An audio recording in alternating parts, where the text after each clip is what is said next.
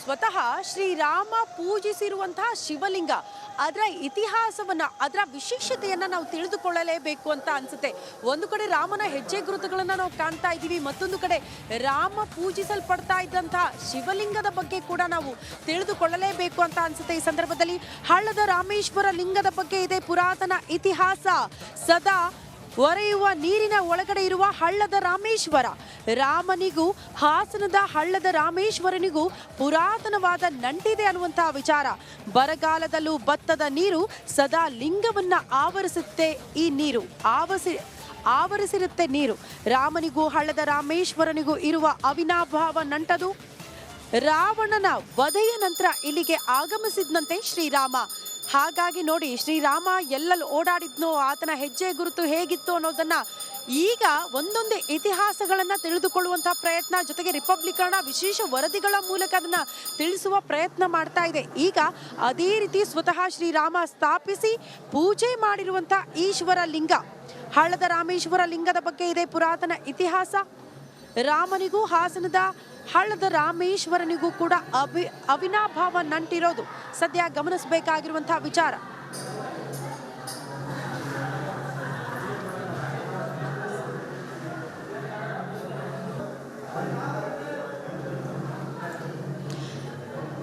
ನೋಡಿ, ಪದೇ ಪದೇ ಸಾಬೀತಾಗ್ತಾ ಇರೋದು ಕರ್ನಾಟಕಕ್ಕೂ ಜೊತೆಗೆ ಅಯೋಧ್ಯೆಗೂ ಯಾವ ರೀತಿ ನಂಟಿತ್ತು, ಜೊತೆಗೆ ರಾಮ ಕರ್ನಾಟಕಕ್ಕೆ ಬಂದಾಗ ಸೀತೆಯನ್ನ ಹುಡುಕಿಕೊಂಡು ಎಲ್ಲೆಲ್ಲಿ ಓಡಾಡಿದ್ದ, ಯಾವ ರೀತಿ ಇದೆ ರಾಮನ ಹೆಜ್ಜೆ ಗುರುತು ಅಂತ ನಾವು ಗಮನಿಸಿದಾಗ ಈಗ ಮತ್ತೊಂದು ಇತಿಹಾಸ ಏನ್ ಹೇಳುತ್ತೆ ಅಂದ್ರೆ, ಇದು ಶ್ರೀರಾಮನೇ ಸ್ಥಾಪಿಸಿ ಪೂಜೆ ಮಾಡಿರುವಂತ ಈಶ್ವರ ಲಿಂಗ.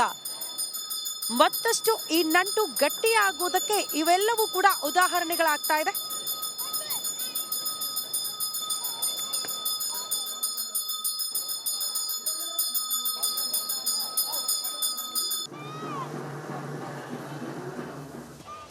ಅಲಂಕಾರ ಮಾಡಲಾಗಿದೆ, ಭೂಮಿಗೆ ಇಳಿದಿರೋದು ರಾಮಾಯಣ, ಧರೆಗಿಳಿದಿರುವಂತಹ ರಾಮಾಯಣ ಅಯೋಧ್ಯೆಯ ಗಲ್ಲಿ ಗಲ್ಲಿಗಳಲ್ಲೂ ಕೂಡ ಗತ ವೈಭವ, ಕಣ್ಣು ಹಾಯಿಸಿದ ಕಡೆಯೆಲ್ಲ ಸರ್ವ ರೀತಿ ಸಿಂಗಾರಗೊಳಿಸಲಾಗಿದೆ. ಪ್ರಾಣ ಪ್ರತಿಷ್ಠಾಪನೆಗೆ ಅಯೋಧ್ಯೆಗೆ ಹೂಗಳ ಶೃಂಗಾರ ಮಾಡಲಾಗ್ತಾ ಇದೆ. ಹೂಗಳ ಶೃಂಗಾರಕ್ಕೆ ನೂರಾರು ಸಿಬ್ಬಂದಿ ನಿರತರಾಗಿದ್ದಾರೆ. ಎಲ್ಲೆಲ್ಲೂ ಕೇಸರಿ ಬಾವುಟ, ಜೈ ಶ್ರೀರಾಮ್ ಘೋಷಣೆಗಳು, ರಾಮನ ಫೋಟೋಗಳು, ಹನುಮಂತನ ಫೋಟೋಗಳು ರಾರಾಜಿಸ್ತಾ ಇದೆ.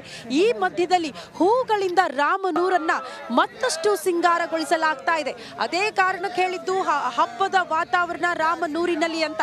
ಹಬ್ಬದ ವಾತಾವರಣ, ಸಂಭ್ರಮದ ಕ್ಷಣಗಳು, ಅಲಂಕಾರದ ದೃಶ್ಯಗಳು ಕಣ್ತುಂಬಿಕೊಳ್ಳೋದಕ್ಕೆ ಎರಡು ಕಣ್ಣುಗಳು ಸಾಲದು.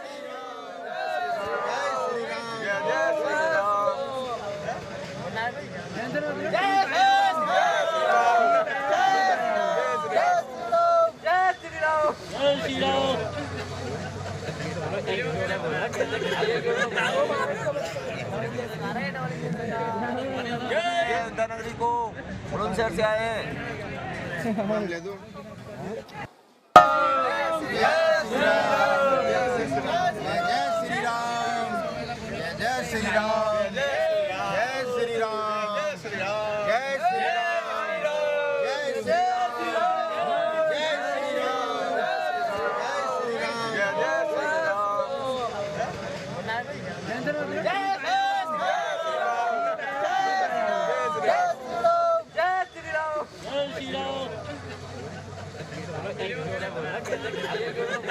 ನೋಡಿ, ಅಯೋಧ್ಯೆಯಲ್ಲಿ ಧರೆಗಿಳಿದಿರೋದು ರಾಮಾಯಣ. ಆ ರೀತಿ ಗಲ್ಲಿ ಗಲ್ಲಿಗಳಲ್ಲೂ ಕೂಡ ಗತವೈಭವ ಮರುಕಳಿಸ್ತಾ ಇದೆ ಅಯೋಧ್ಯೆಯಲ್ಲಿ.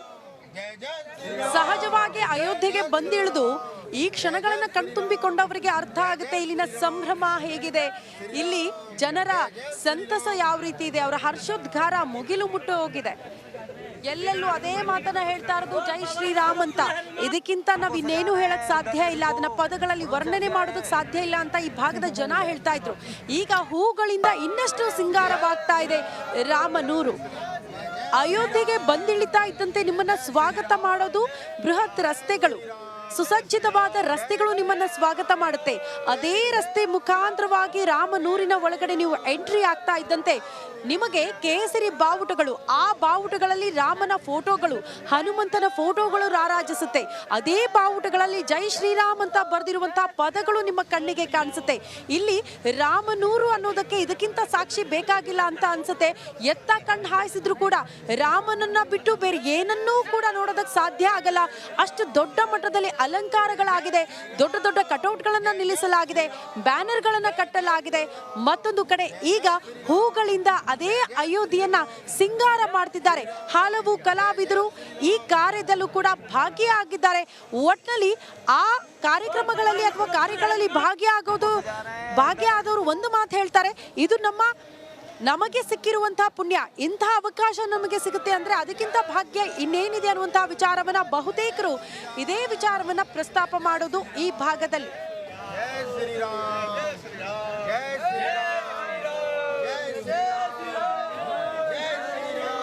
ನೀವು ಬಂದಿಳಿದ್ರೆ ಎಲ್ಲೆಲ್ಲೂ ಕೂಡ ಭಕ್ತರ ದಂಡೆ ಈಗ ಕಾಣೋದಕ್ಕೆ ಸಿಗ್ತಾ ಇದೆ. ಎಲ್ಲೆಲ್ಲೂ ಕೂಡ ರಾಮನಾಮ ಜಪ ಮಾಡ್ತಾ ಭಕ್ತಾದಿಗಳು ದೇಶದ ಮೂಲೆ ಮೂಲೆಯಿಂದ ರಾಮನ ಭಕ್ತರು ಇವತ್ತು ಅಯೋಧ್ಯೆ ಕಡೆಗೆ ಬಂದಿಳಿತಿದ್ದಾರೆ. ಮತ್ತೊಂದು ವಿಚಾರ, ಅಯೋಧ್ಯೆಗೆ ಬಂದಿರೋರು ಸರಿಯೂ ನದಿ ತಟಕ್ಕೆ ಬಂದ್ರೆ ಇಲ್ಲಿ ಬೋಟಿಂಗ್ ವ್ಯವಸ್ಥೆನ ಕೂಡ ಮಾಡಲಾಗ್ತಾ ಇದೆ. ಸರಿಯೂ ನದಿಯಲ್ಲಿ ಬೋಟಿಂಗ್ ವ್ಯವಸ್ಥೆ ಆಗಿರೋದ್ರಿಂದ ಸಾಕಷ್ಟು ಜನ ರಾಮನ ಭಕ್ತರು ಬೋಟಿಂಗ್ ಅಲ್ಲಿ ಹೋಗಿ ಸಂತಸವನ್ನ ವ್ಯಕ್ತಪಡಿಸ್ತಾ ಇದ್ದಾರೆ, ಎಂಜಾಯ್ ಮಾಡ್ತಿದ್ದಾರೆ.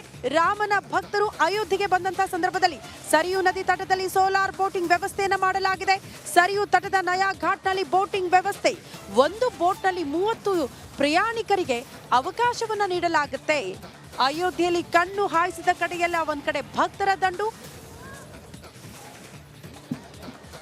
ರಾಮನೂರಿಗೆ ಬರೀ ದೇಶದ ಮೂಲೆ ಮೂಲೆಯಿಂದ ಜನ ಮಾತ್ರ ಬರ್ತಾ ಇಲ್ಲ, ಪ್ರಪಂಚದಾದ್ಯಂತ ರಾಮನ ಭಕ್ತಾದಿಗಳಿರೋದ್ರಿಂದ ರಾಮನ ಭಕ್ತರು ಅಯೋಧ್ಯೆಯ ಈ ರಾಮ ಮಂದಿರ ಉದ್ಘಾಟನೆಯ ಸಮಾರಂಭಕ್ಕೆ, ಮೂರ್ತಿಯ ಪ್ರಾಣ ಪ್ರತಿಷ್ಠಾಪನೆ ಕಾರ್ಯಕ್ರಮಕ್ಕೆ ನಾವು ಸಾಕ್ಷಿಯಾಗಬೇಕು ಅಂತ ಅಯೋಧ್ಯೆಗೆ ಬಂದು ಇಳಿತಿದ್ದಾರೆ. ಈ ಪುಣ್ಯ ಭೂಮಿಗೆ ಬಂದವರೆಲ್ಲ ಇಲ್ಲಿನ ಅನೇಕ ಪುಣ್ಯ ಸ್ಥಳಗಳಿಗೆ ಭೇಟಿ ಕೊಟ್ಟು ಅದರ ಇತಿಹಾಸವನ್ನ ತಿಳಿದುಕೊಳ್ಳುವಂತ ಪ್ರಯತ್ನ ಮಾಡ್ತಿದ್ದಾರೆ. ಬರೀ ರಾಮ ಮಂದಿರ ಅಲ್ಲ, ಇಲ್ಲಿ ಅನೇಕ ಪುಣ್ಯ ಸ್ಥಳಗಳಿದೆ. ಎಲ್ಲಿ ಕಾಲಿಡ್ತಿರೋ ಅಲ್ಲೆಲ್ಲ ಕೂಡ ನಿಮಗೆ ಪುಣ್ಯ ಸ್ಥಳಗಳಲ್ಲಿ ಒಂದೊಂದು ದೇವಾಲಯಗಳ ಗೋಚರ ಆಗುತ್ತೆ. ಬೆಳಗ್ಗೆ ನಾವು ಗಮನಿಸ್ತಾ ಇದ್ದೀವಿ ಹನುಮಾನ್ ಗಡಿಯ ಇತಿಹಾಸವನ್ನ ಅನೇಕರು ತಿಳಿದುಕೊಳ್ತಾ ಇದ್ರು. ಅಲ್ಲಿಗೆ ಬರುವಂತಹ ಜನ ಹೇಳ್ತಾ ಇದ್ರು, ಇಲ್ಲಿಗೆ ಕಾಲಿಡೋದೇ ನಮಗೆ ಪುಣ್ಯ, ಇಲ್ಲಿ ಬಂದ್ರೆ ಮೈ ರೋಮಾಂಚನ ಆಗುತ್ತೆ ಅನ್ನುವಂತಹ ವಿಚಾರ ಹೇಳ್ತಾ ಇದ್ರು. ಅದರ ಜೊತೆಗೆ ಬಂದಂತಹ ಪ್ರವಾಸಿಗರಿಗೆ, ಪ್ರಯಾಣಿಕರಿಗೆ ನೋಡಿ ಇಲ್ಲಿ ಸರಿಯೂ ನದಿ ತಟದಲ್ಲೂ ಕೂಡ ಬೋಟಿಂಗ್ ವ್ಯವಸ್ಥೆಯನ್ನ ಕಲ್ಪಿಸಲಾಗಿದೆ. ಸೋಲಾರ್ ಬೋಟಿಂಗ್ ವ್ಯವಸ್ಥೆ ಸರಿಯೂ ನದಿಯ ತಟದಲ್ಲಿ. ಹಾಗಾಗಿ 30 ಜನ ಪ್ರಯಾಣಿಕರು ಒಟ್ಟಿಗೆ ಈ ಬೋಟ್ನಲ್ಲಿ ಕುಂತು ಪ್ರಯಾಣ ಮಾಡುವಂತ ಅವಕಾಶವನ್ನ ಕೂಡ ಕಲ್ಪಿಸಲಾಗ್ತಾ ಇದೆ. ಆ ಮೂಲಕ ಇಡೀ ಸರಿಯೂ ನದಿಯನ್ನ ಒಂದು ರೌಂಡ್ ಹಾಕಿಕೊಂಡು ಬರ್ತಾ ಇದ್ದಾರೆ ಪ್ರಯಾಣಿಕರು. ಸೋಲಾರ್ ಬೋಟಿಂಗ್ ವ್ಯವಸ್ಥೆ ಈಗ ಮಾಡ್ತಾ ಇರೋದು ರಾಮ ಮಂದಿರ ಉದ್ಘಾಟನೆಯ ಸಂದರ್ಭದಲ್ಲಿ. ಈ ಹಿಂದೆ ನಾರ್ಮಲ್ ಆಗಿ ಇಲ್ಲಿ ಬೋಟಿಂಗ್ ವ್ಯವಸ್ಥೆ ಇತ್ತಂತೆ, ಆದ್ರೆ ವಿಶೇಷವಾಗಿ ಸೋಲಾರ್ ಬೋಟಿಂಗ್ ವ್ಯವಸ್ಥೆ ಈಗ ಕಲ್ಪಿಸಲಾಗಿದೆ ಬರುವಂತಹ ಪ್ರಯಾಣಿಕರಿಗೆ. ಹಾಗಾಗಿ ಸಾಕಷ್ಟು ಜನ ಪ್ರಯಾಣಿಕರು ಬೋಟ್ ಮೂಲಕ ಎಂಜಾಯ್ ಮಾಡ್ತಿದ್ದಾರೆ ಸರಿಯೂ ನದಿಯ ತಟದಲ್ಲಿ. ಸಾಕಷ್ಟು ಜನ ಭಕ್ತಾದಿಗಳು ಹೀಗಾಗಿ ನೋಡೋದಕ್ಕೆ ನಮಗೆ ಕಾಣ ಸಿಗ್ತಿದ್ದಾರೆ. ನಾನು ಸರಿಯೂ ನದಿಯ ತಟದಲ್ಲೇ ಇದ್ದೀನಿ, ಬೋಟಿಂಗ್ ವ್ಯವಸ್ಥೆ ಪಕ್ಕದಲ್ಲಿದೆ. ಅದ್ರ ಜೊತೆಗೆ ಇಲ್ಲಿ ನೋಡಿ, ಎಲ್ಲೆಲ್ಲೂ ಸರಿಯೂ ನದಿಯ ತಟ ಇದೆಯೋ ಅಲ್ಲೆಲ್ಲ ನಿಮಗೆ ಭಕ್ತಾದಿಗಳು ಅಥವಾ ಪ್ರಯಾಣಿಕರು ಬಂದು ಈ ರೀತಿ ಎಂಜಾಯ್ ಮಾಡ್ತಾ ಇರೋದು, ಆ ದೃಶ್ಯಗಳನ್ನ ಕಣ್ತುಂಬಿಕೊಳ್ತಾ ಇರೋದು, ರಾಮನೂರಿನ ಸಂಭ್ರಮವನ್ನ ಕಣ್ತುಂಬಿಕೊಳ್ತಾ ಇರುವಂತಹ ದೃಶ್ಯಗಳನ್ನ ಕೂಡ ನಾವು ಗಮನಿಸ್ತಾ ಇದ್ದೀವಿ.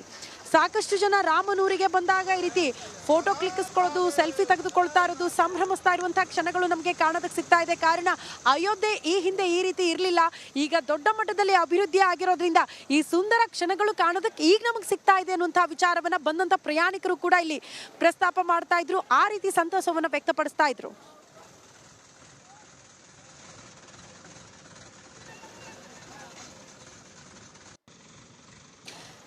ಸಹಜವಾಗಿ ನಾನು ಆಗ್ಲೇ ಹೇಳ್ತಾ ಇದ್ದೆ, ರಾಮನೂರಿಗೆ ಬಂದಿಳಿತಾ ಇದ್ದಂತೆ ಎಲ್ಲೆಲ್ಲೂ ಹಬ್ಬದ ವಾತಾವರಣವೇ.